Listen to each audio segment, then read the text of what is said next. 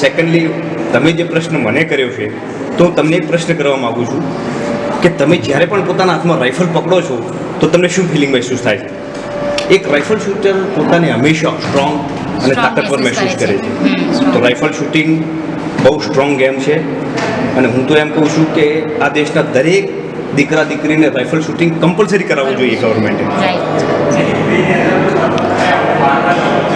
તેજસ્વી, તમને આઈડિયા ક્યારે આવ્યો? કેમનો આવ્યો આઈડિયા કે તમે ક્લબ ચાલુ કરવાનું? યસ એમ હું જ્યારે મારી સર્વિસ પૂરી કરી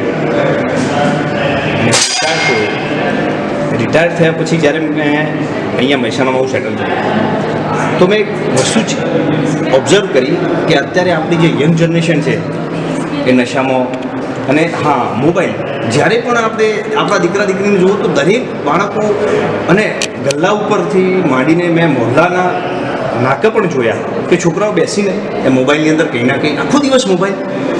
ત્યારે મારા માઇન્ડની અંદર એક આઈડિયા આવ્યો કે ચલો આર્મીમાં 17 વર્ષ સર્વિસ કરી છે, હવે કોઈ સર્વિસ કરવાનું પ્લાનિંગ નહોતું મારું. હું કંઈ પણ કરીશ તો કંઈ એવું કાર્ય કરીશ કે હું મારા બિઝનેસ સાથે હું મારા દેશને સપોર્ટ કરી શકું. તો એના પછી મેં માઇન્ડની અંદર એક વસ્તુ મેં એક ડિસિઝન લીધું કે રાઇફલ શૂટિંગ મારો સબ્જેક્ટ છે અને મેં 17 વર્ષ આર્મીમાં રાઇફલ શૂટિંગ જ કર્યું છે. તો કેમ હું મારા ટેલેન્ટને મારા દેશના બાળકોને કેમ ના આપું? તો આ વિચારીને પછી મેં રાઇફલ શૂટિંગ મહેસાણાની અંદર ઓપન કર્યું.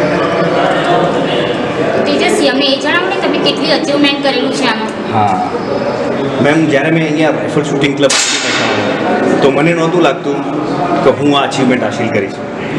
મેડમ, આ 2 વર્ષની અંદર મારા કરતાં પણ મારા શૂટરોએ સારી એવી મહેનત કરી છે અને હું આ પૂરું આનું જે ફળ છે તો મારા શૂટરોને આપું છું. મેં અત્યાર સુધી 9 મેડલ હાસિલ કર્યા છે આ ક્લબે, અને જેની અંદર અત્યારે વિધિન 15 દિવસ પહેલાં એક કોમ્પિટિશનમાં ગયા હતા અમે લોકો. એ કોમ્પિટિશનની અંદર મારા 8 શૂટરો જે પ્રી નેશનલ ક્વોલિફાઈડ થયા છે.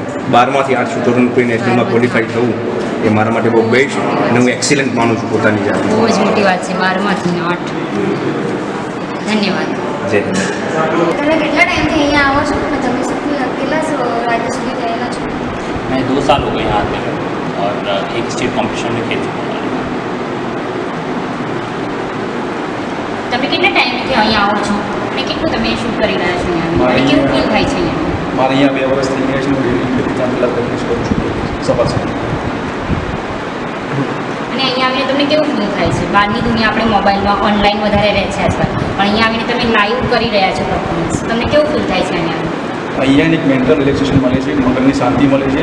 હું બહાર કામમાં વ્યસ્ત હોઉં છું, પણ જ્યારે અહીંયા આવું ત્યારે એકદમ રિલેક્સ ફીલ થાય છે. તમે કેટલા સ્ટેજ સુધી રમીને આવ્યા છો અને ક્યાં સુધી આગળ હજુ જવા માંગો છો?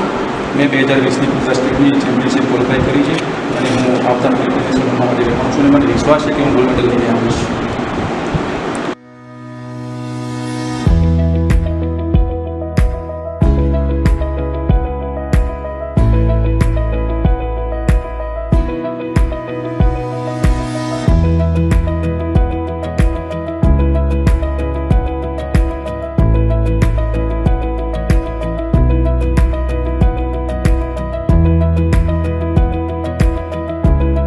તો સેજલ, તે રાઇફલ પકડી તો તને શું મહેસૂસ થયું? હા સોનાલી, મેં મારા હાથમાં ખુદ રાઇફલ પકડી અને ટ્રાય કરી તો એટલું સ્ટ્રોંગ મહેસૂસ થાય છે, એટલું સેફ મહેસૂસ થાય છે.